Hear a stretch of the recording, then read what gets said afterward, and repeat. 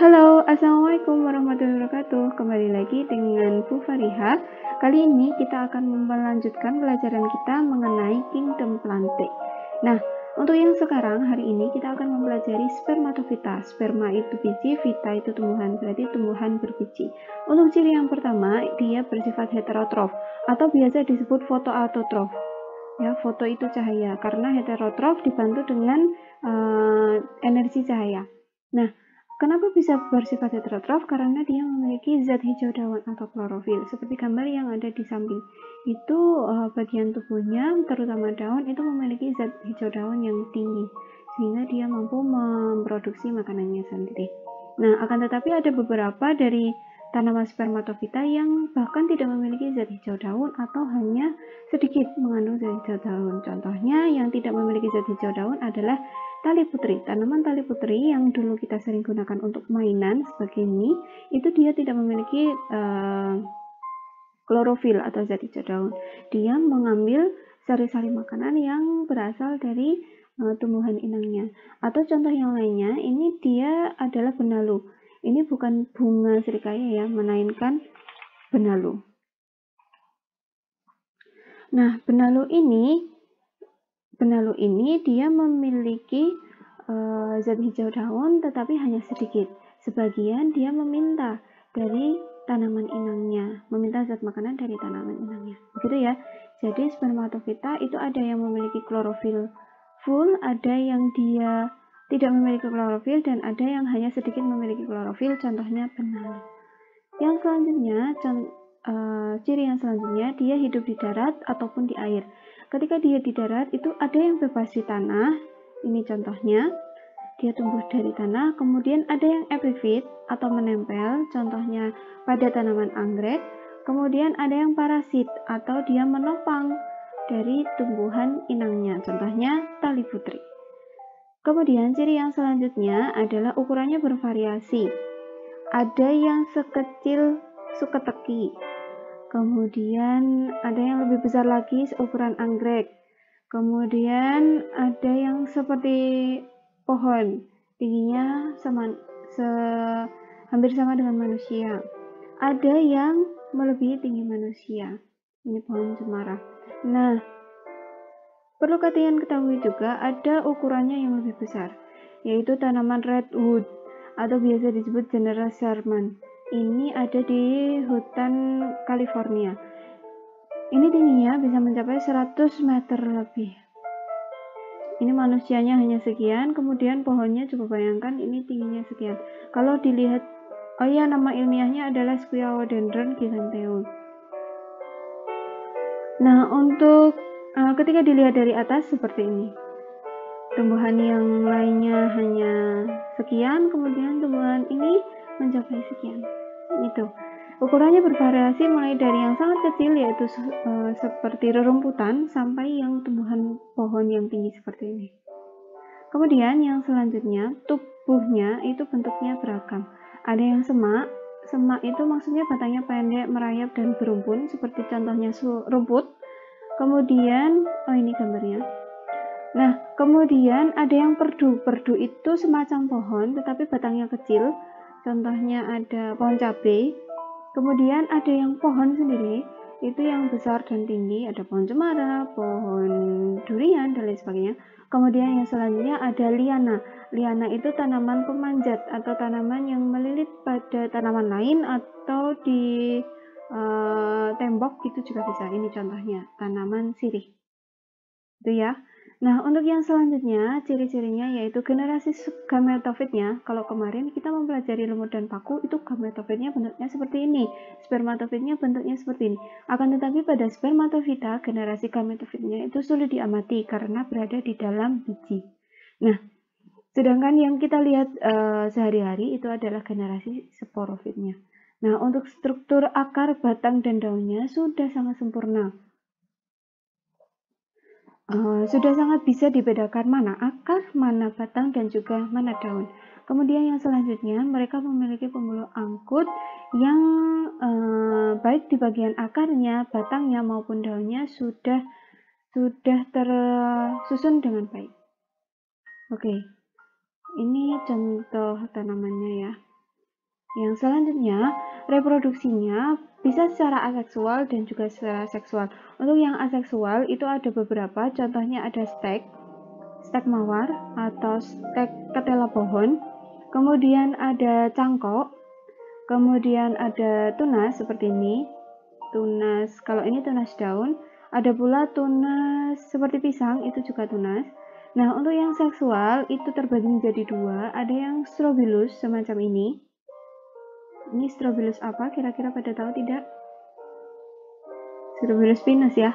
Kemudian yang selanjutnya dia berkembang biak atau bereproduksi dengan menggunakan bunga. Ini bunga jambu. Oke.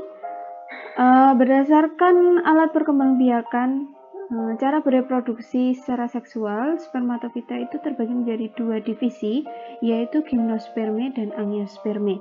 Gimnos itu terbuka, sperma itu artinya biji.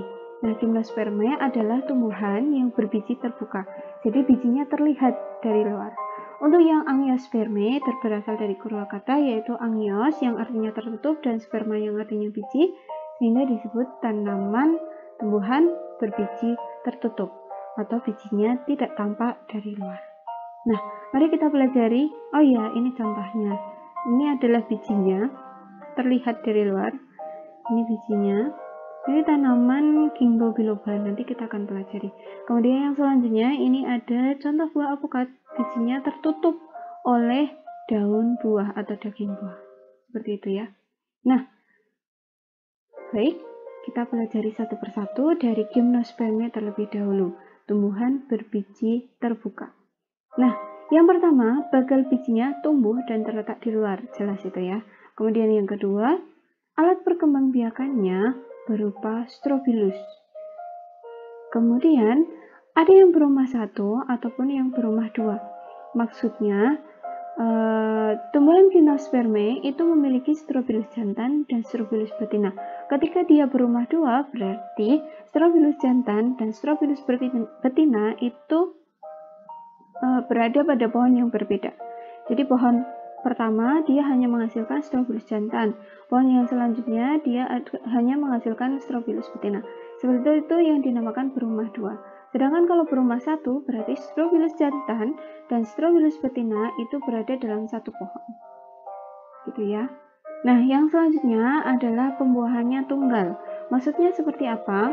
Oh ya, ini contoh strobilus tadi ya. Oke, silakan kalian perhatikan gambar berikut. Ini adalah pinus dewasa. Ketika pinus sudah dewasa, dia akan menghasilkan strobilus jantan maupun strobilus betina.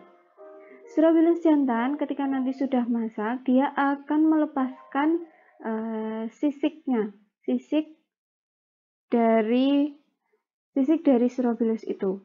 Dalam sisik strobilus itu dia mengandung polen. Polen itu semacam serbuk sari gitu.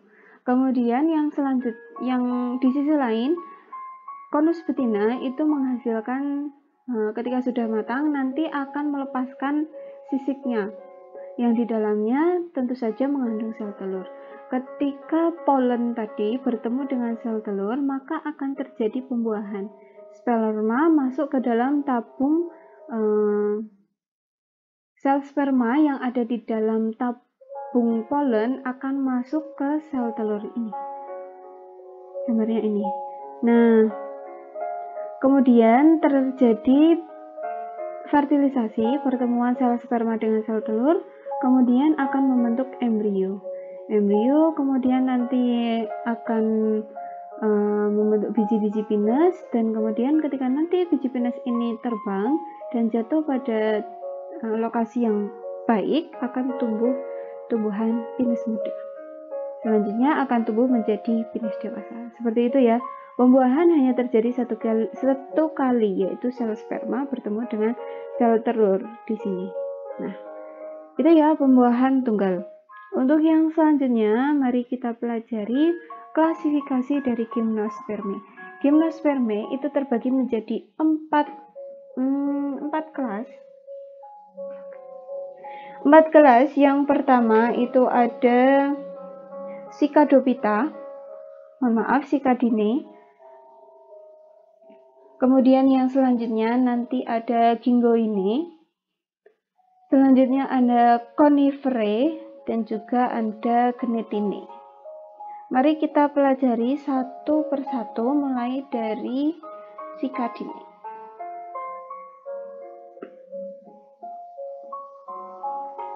Kalian familiar ya dengan tanaman ini?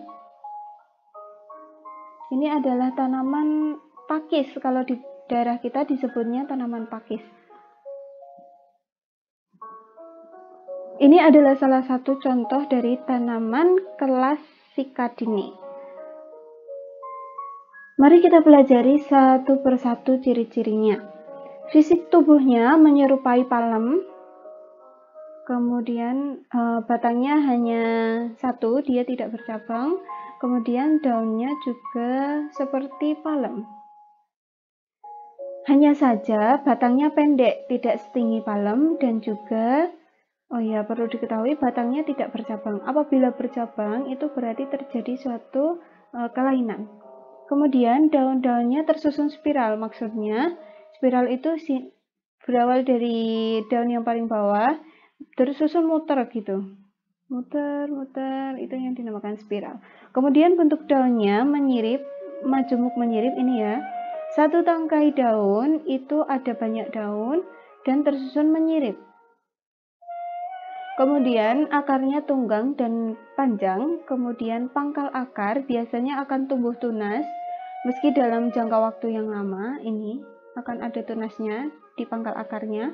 Kemudian tanaman Cycadinae ini merupakan tumbuhan yang berumah dua atau diesis, yaitu tumbuhan yang strobilusnya terpisah antara jantan dan betina.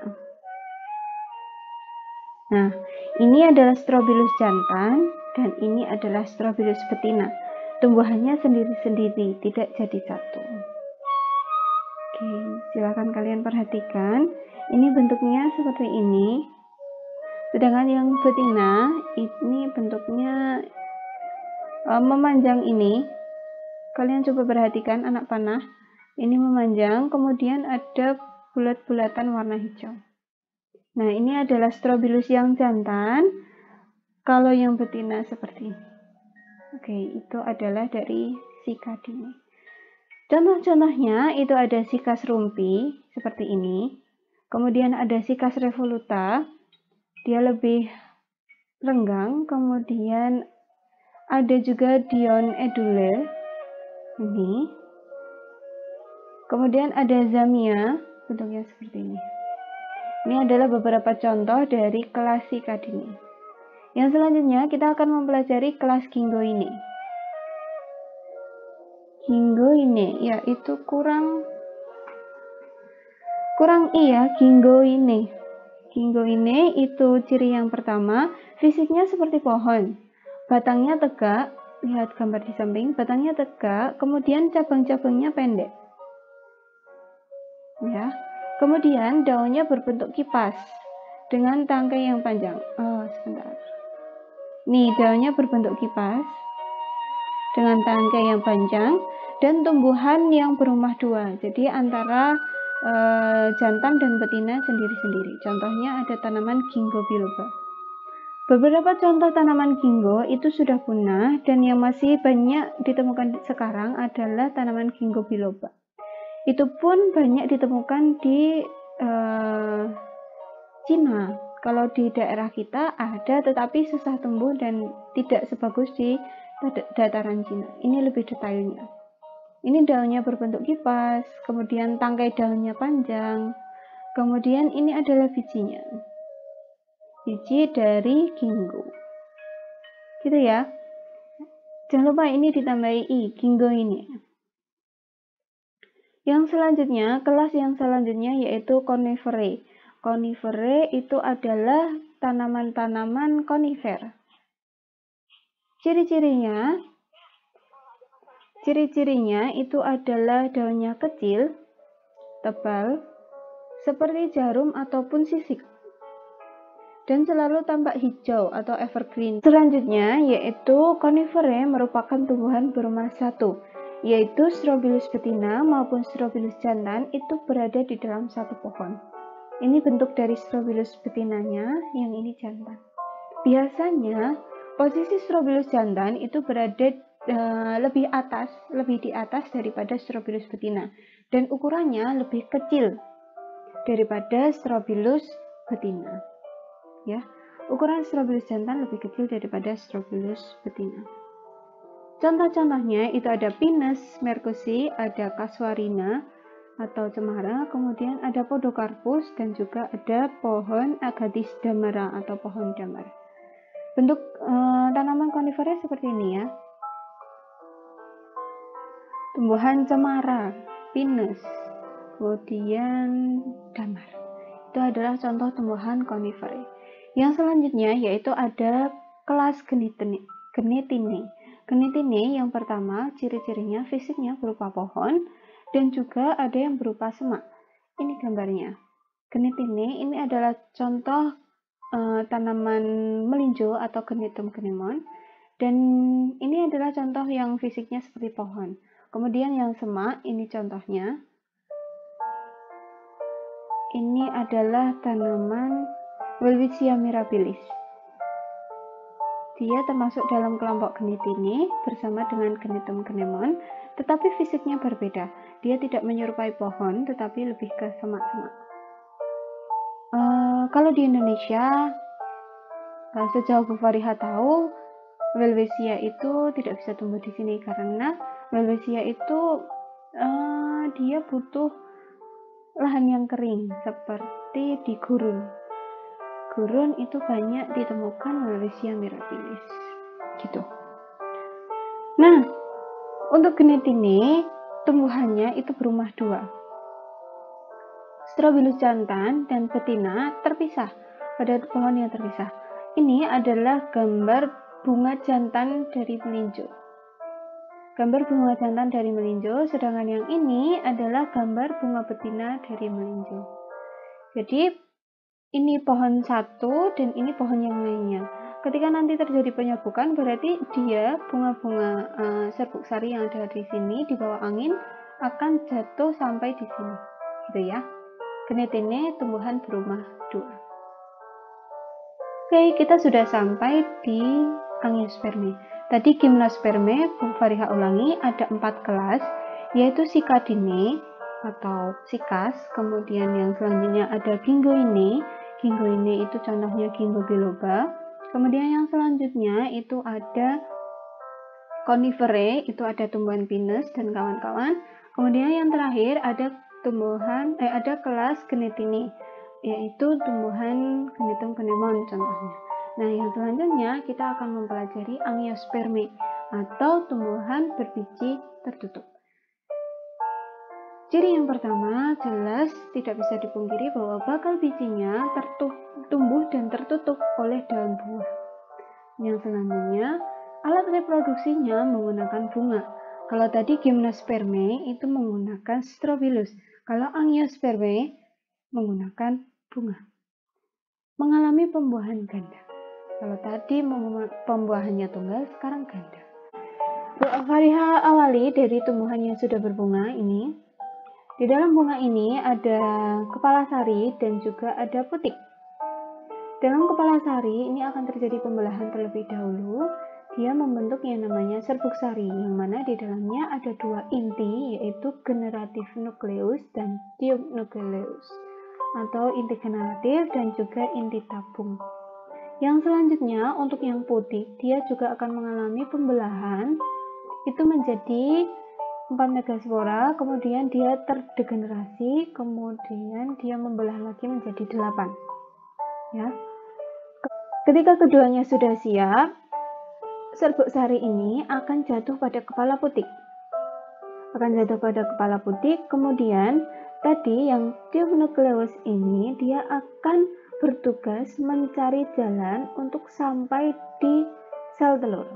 Nah, jadi tube nukleus akan mencari jalan diikuti dengan generatif nukleus. Dia akan membuat jalan menurun seperti ini, kemudian sampailah pada sel telur.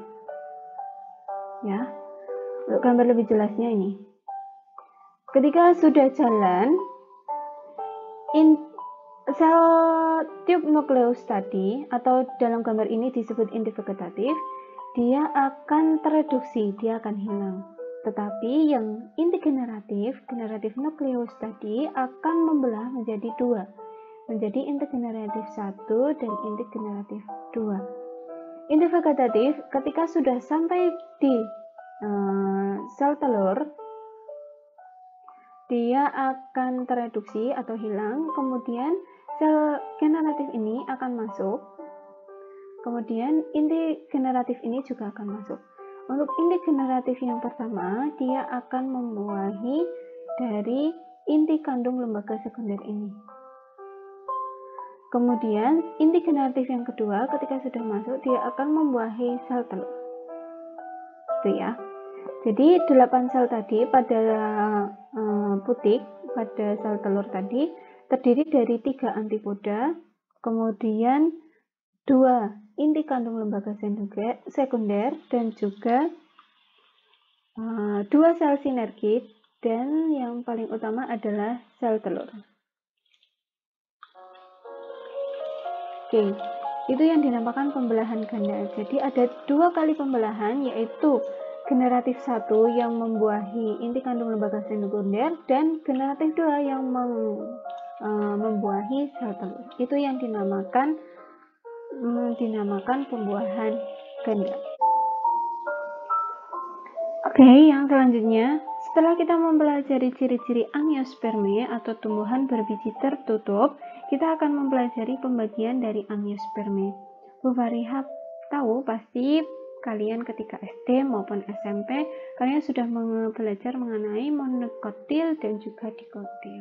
Oke, silahkan kalian rewind, silahkan kalian call kembali memori kalian tentang monokotil dan dikotil. Kemudian Bu Fariha ingin kalian membuat tabel perbedaan antara monokotil dan dikotil. Apa saja perbedaannya? Yang pertama, itu tentang akarnya, bagaimana kondisinya, dia serabut atau tunggang. Kemudian yang kedua, ada dan tidaknya kambium. Selanjutnya, kondisi batangnya bercabang atau tidak. Kemudian susunan pembuluh angkut. Yang selanjutnya ada pertulangan daun, ada yang menyirip, mencari, dan seterusnya. Kemudian jumlah perhiasan daun. Kemudian kondisi keping bijinya seperti apa, dan yang terakhir adalah contoh tanamannya.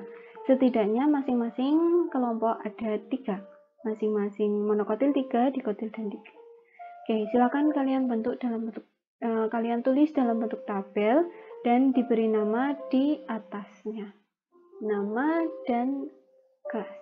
Untuk yang selanjutnya, kalian paling bawah dari tabel kalian, Bu Fariha minta tolong ditambahkan apa fungsi dari kambium, gitu ya. Di paling bawah setelah tabel kalian tulis apa fungsi dari kambium. Oke, kiranya itu. Ini adalah beberapa gambar dari tanaman spermatofita, dan ya, terima kasih sudah mendengarkan suara Bu Fariha. Semoga apa yang Bu Fariha sampaikan itu dapat terekam dalam memori kalian, dan semangat selalu untuk belajar hal-hal yang baru, dan semangat selalu untuk menjadi generasi yang lebih baik, generasi yang tidak hanya rebahan, tapi kita juga membawa perubahan untuk bangsa kita dan untuk diri kita sendiri tentunya. Terima kasih, selamat melanjutkan kegiatan. Wassalamualaikum warahmatullahi wabarakatuh.